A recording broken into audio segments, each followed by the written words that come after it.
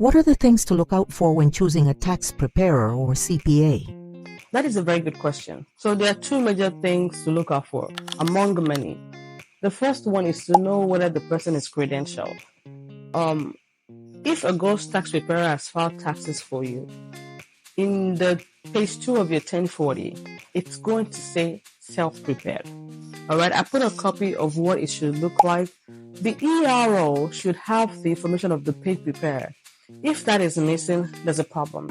It means that you are liable for whatever comes out of that tax preparation. If you ever got a letter, you're on your own basically.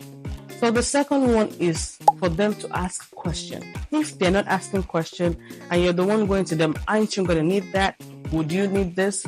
There's a problem. They should have a checklist. A good example of it is last year, a new client came to me and I put out the questionnaire.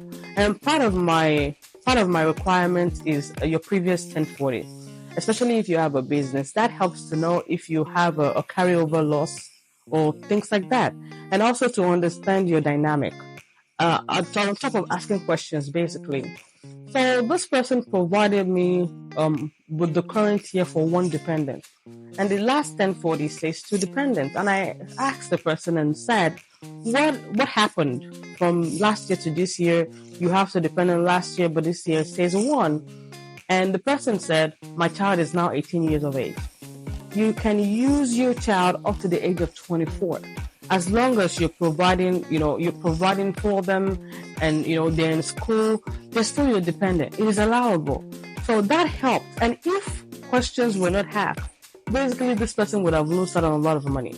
There are other things that should be asked. Do you have a mortgage? Do you have a solar? Did you just buy a car, for your business?